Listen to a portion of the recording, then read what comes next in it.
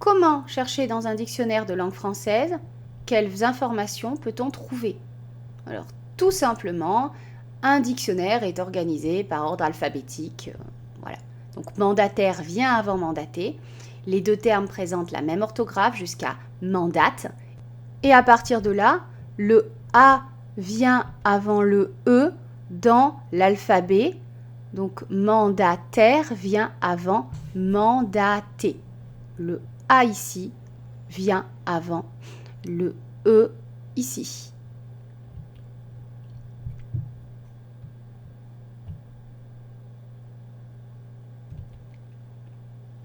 Grâce au dictionnaire, vous pouvez connaître la signification d'un mot, c'est ce qui est écrit en police classique, ses synonymes, écrits en gras après une flèche, sa phonétique, entre crochets, son orthographe. En cas de doute, cherchez les différentes orthographes envisagées pour le mot jusqu'à ce que vous trouviez la bonne. Sa classe grammaticale, N pour nom, V pour verbe, adj pour adjectif, PR pour pronom, etc. La liste des abréviations est généralement présente au début du dictionnaire. Son genre pour un nom, F égale féminin, M égale masculin, N égale neutre, c'est-à-dire on peut le mettre au masculin ou au féminin. Son étymologie, latine, grecque, etc. Les expressions qui en découlent et qui sont en italique. La méthode de recherche la plus simple consiste à se rendre directement aux pages présentant les mots dont la première syllabe est similaire à celui du terme recherché.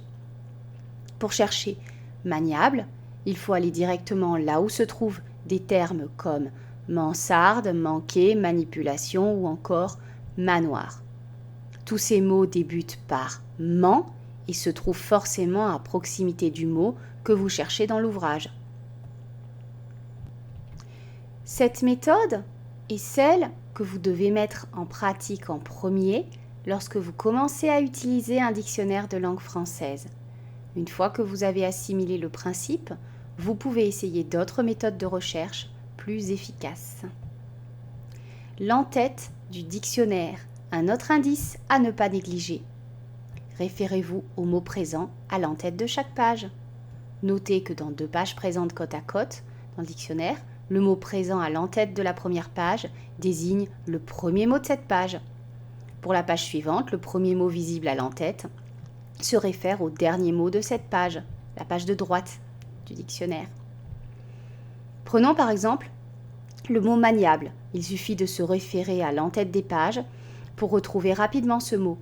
Les pages susceptibles de le contenir seraient celles présentant à l'en-tête le mot mandat ou maniéré. Une fois que vous tombez sur l'une de ces 2 pages, suivez l'ordre alphabétique et trouvez le mot que vous cherchez. Pour trouver le mot maniable, il faut aller bien plus loin que mandat, tout simplement parce que la lettre I de maniable se situe après la lettre D de mandat. Par contre, ici, on voit le I de maniéré suivi d'un E. Le E est après le A, donc on se dit que maniable est avant maniéré. Il faut donc chercher sur cette double page. Quand vous ne savez pas où chercher, parce que vous n'êtes pas sûr de l'écriture du mot, référez-vous à la prononciation. Imaginons que vous cherchez le mot quota. Vous cherchez à C, à K et à Q. Vous finirez alors par trouver avec QU. Donc vous imaginez les différentes possibilités et vous cherchez en fonction. Bon, évidemment, si vous connaissez l'orthographe du mot, c'est bien plus facile. Dans le cas d'un mot susceptible de présenter un H muet, la recherche se fera en tenant compte du H muet dans un premier temps, puis de la voyelle qui le suit dans un second temps, au cas où il n'y ait pas le H muet que vous imaginez. Imaginons que vous ne sachiez pas si haricot commence par un H, vous hésitez. Vous dites que vous allez commencer par chercher H, puis si vous ne trouvez pas HA, vous vous reportez à la lettre A. Bon, vous trouverez haricot à la lettre H et vous arrêterez là.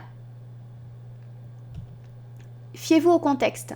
Quand un mot a plusieurs sens, choisir le plus adéquat en fonction du contexte. il y a souvent des expressions ou des phrases d'exemple qui peuvent vous aider à choisir.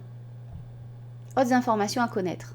Un dictionnaire de langue française renferme également de la conjugaison ainsi que des leçons de grammaire et de syntaxe. Pour y accéder, rendez-vous à la fin de l'ouvrage, quelquefois au milieu et quelquefois au début. Sur la partie conjugaison, vous pourrez apprendre les différents groupes de verbes ainsi que la méthode qui permet de les identifier. Des exemples de conjugaison à tous les temps et à tous les modes sont disponibles dans cette partie de l'ouvrage.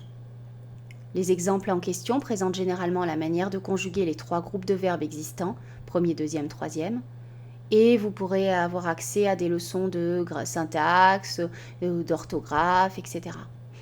C'est souvent intéressant. On trouve souvent de bonnes informations dans le dictionnaire. Pour résumer, pour chercher dans un dictionnaire de langue française, il faut prendre en compte le fait que l'ouvrage suit un ordre alphabétique qui est valable pour chaque mot et chaque lettre composant le mot. Regardez l'entête du dictionnaire jusqu'à trouver les 2 pages dans lesquelles le mot se situe, là où il y a le maximum de lettres communes entre le mot cherché et le mot de l'entête. Se référer à la phonétique au cas où on ne connaîtrait pas l'orthographe exacte du mot recherché. Merci d'avoir suivi cette vidéo. Vous pouvez vous inscrire à la newsletter de mon site internet pour être au courant des nouvelles publications ou encore vous abonner à ma chaîne YouTube. À bientôt!